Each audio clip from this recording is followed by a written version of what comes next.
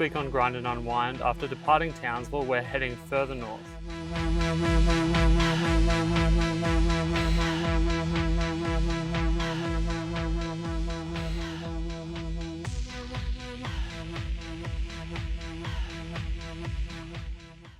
Continuing further up the coastline, using trusty wiki camps, we needed to find some water, and we were able to source some at Balgall Beach. Balgall Beach is a great place to stop over and has a 72-hour free camp, clear access to the water. Just don't go for a swim because you'll be eaten by crocs.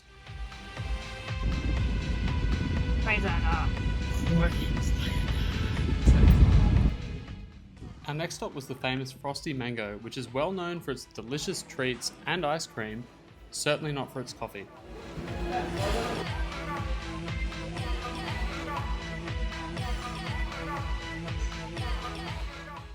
Frosty Mango also had a great map that allowed us to see the trip that we'd taken so far from Brisbane, up past Rockhampton, Mackay, Townsville, eventually nearing Arish.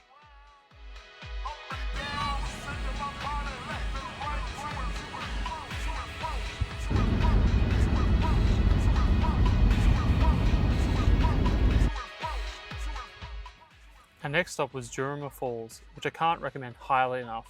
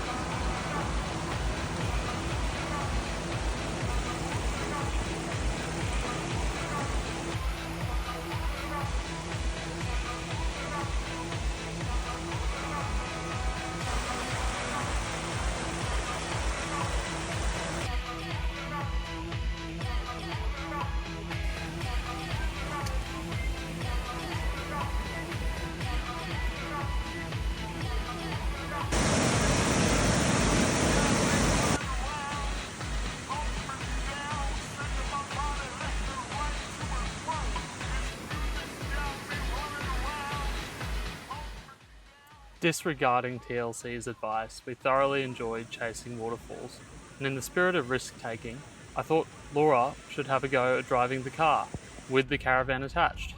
We found a nice quiet dirt road, and she gave it a go. Laura's first turn driving the caravan. Oh, still there. Also probably one of her first times driving on corrugations like this as well.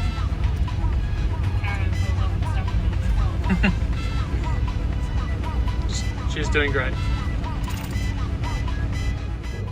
After switching back to me driving, we were heading further north and passed through Ingham on our way to Arish.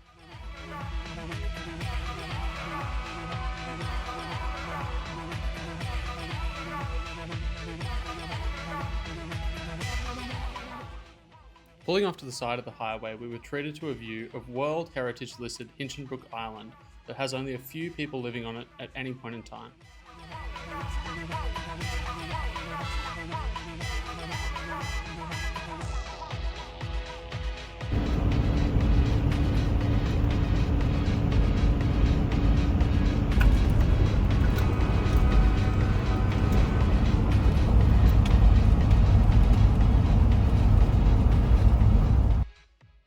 Passing through Tully and Cardwell, we were almost at Arish.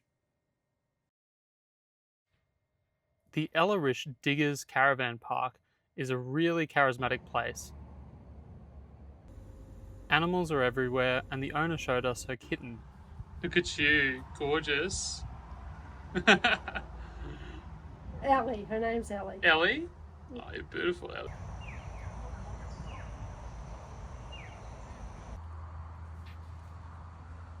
The whole pool had been turned into a frog habitat as well.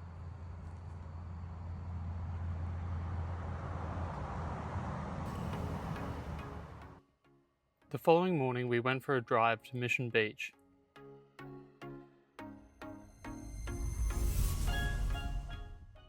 Halfway to Mission Beach, you're in the middle of Giro National Park. We parked at Lacey's Creek day use area and went for an explore. Lacey's Creek has a number of fantastic walking tracks. It's definitely worth the visit.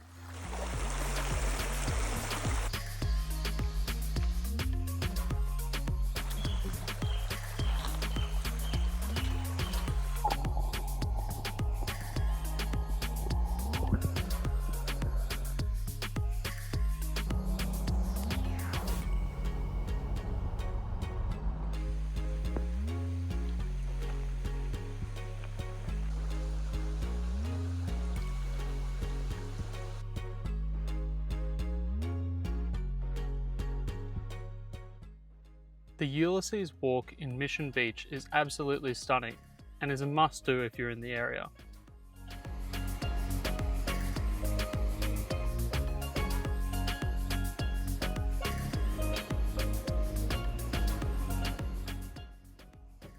A sweaty tropical run makes it very hard to open the car door when you don't have central locking.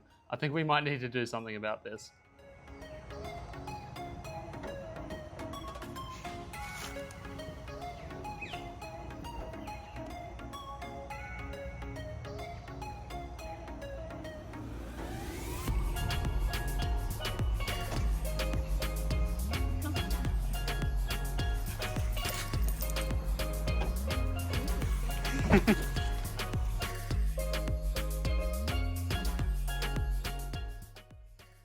Later that same day, we did the 20-minute drive back to Mission Beach again.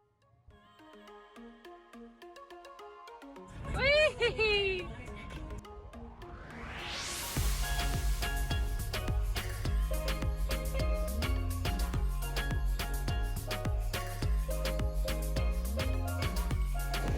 Here's Thomas just inserting himself. Two entrepreneurial gents had taken over the laundromat and turned it into a bar. It still functions as a laundromat as well. What a great idea. Tuppers and laundry.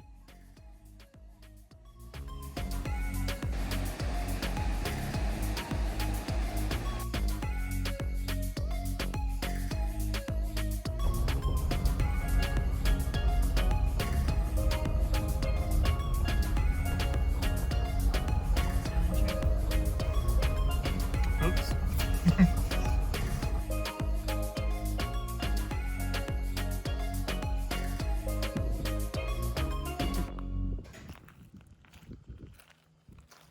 Decisions been made. Dark and milk, and that's the little page that tells you all about it.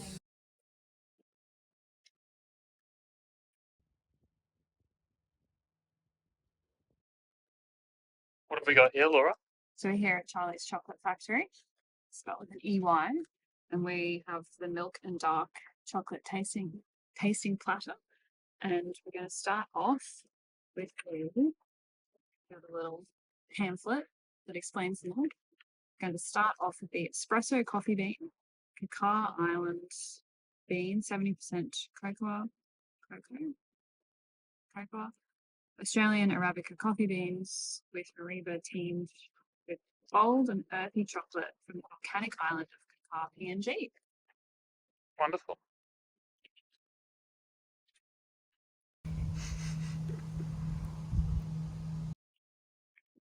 To rate as we go, what do you think of the coffee one? Everyone's pretty good. I don't like the fact that there's actual coffee beans in it. Personal preference. Don't like bits of coffee beans. In your teeth? Don't like it. Yeah. On to the next one. Yeah. Flavor's nice though.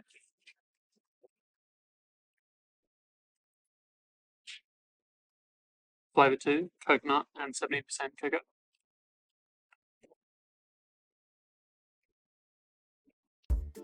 Following Charley's Chocolate Factory, we decided to head north to Innisfail.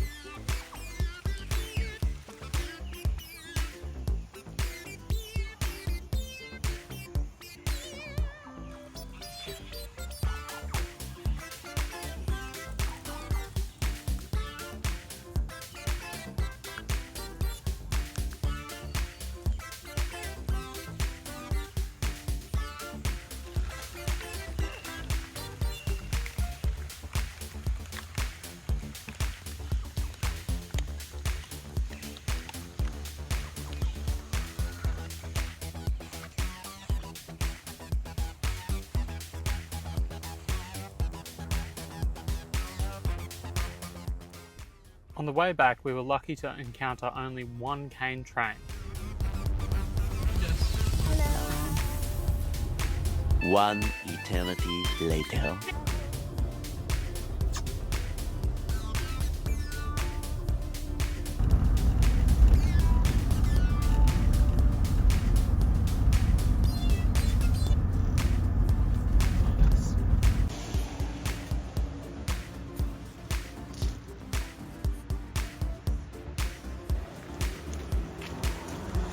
I got 8 bananas for $2, 25 cents each. Hello? Bargain? Despicable Me 4, see it in cinema near. Returning to Arish, we decided to check out the old railway station, which has been converted into a museum explaining the story of the town.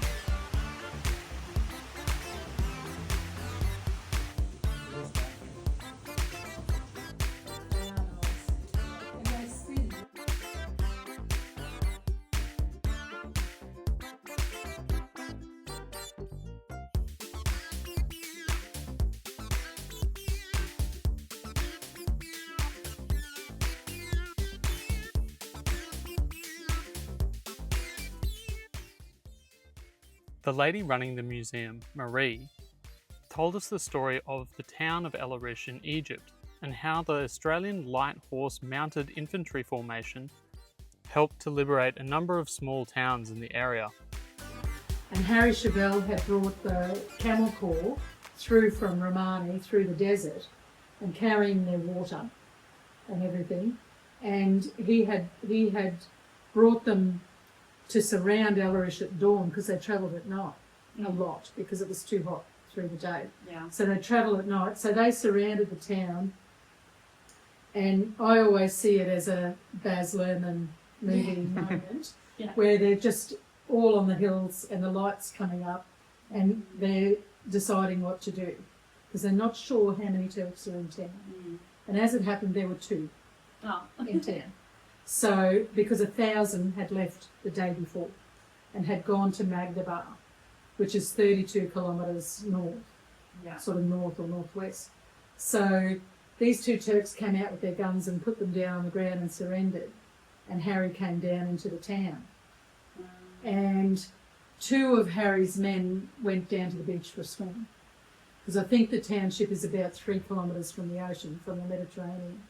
And the beach was mined, and those 2 lads got blown up. Yeah, and so and that was the only casualties. So then he let them have that day, and I think on the 17th, the night just before midnight, I think it was the 17th or the 18th, he might have let them have another day. They went to Magdabar and they captured those 1,000 Turks, and they walked them back to Arish. Oh, wow. Yeah. How many men did he have? Did Harry have? Yeah. I can't tell you really, I don't know. Yeah. But he would have had, he had I think the 4th Light Brigade, the 4th Light Horse, and I think he had the 6th Light Horse. Because these guys from the 5th in this book here, I was trying to work out why Arish is not mentioned in this book here. And they're from the 5th, and they went round. They didn't actually, I don't think, come to Arish much at all. And this book was given to me by this fellow in the corner up here, by his granddaughter. And this comes from the Enoggera Barracks in Brisbane, was made, this 5th Division nominal roll. Yeah. So it tells you who's who, everybody in the 5th Division. Yeah, wow. Yeah, so it's a fantastic thing. Yeah. Yeah. Yes. So, yeah, so then they moved on again after that. But those 1,000 soldiers would have gone back to Cairo to the POW camps or wherever. Yeah. Alexandria or somewhere. Yeah.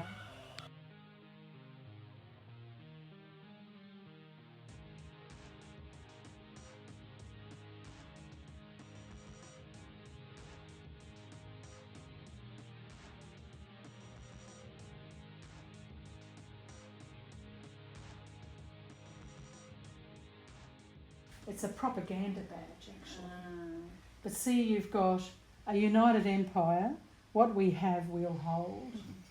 And this is coming from the Brits. Yes. So you've got your British bulldog, You've got your kangaroo and your emu. You've got your beaver for Canada, and your elephant for India, because India was still in the British Empire. Different times. Yeah, and that's just a little lapel badge.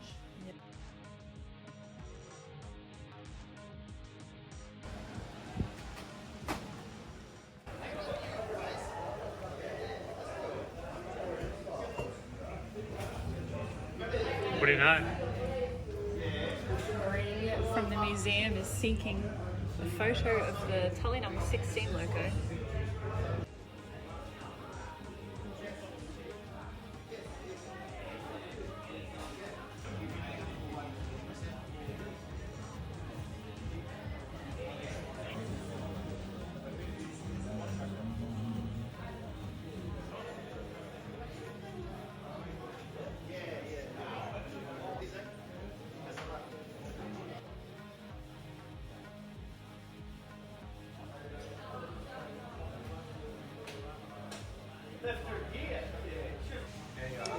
Hey Laura, you wouldn't eat that random bit of sausage roll over there. How much do I get for eating it? How much do you get paid to eat it? Yeah, $3.50? $350. Nah, $3.50. Still considering it.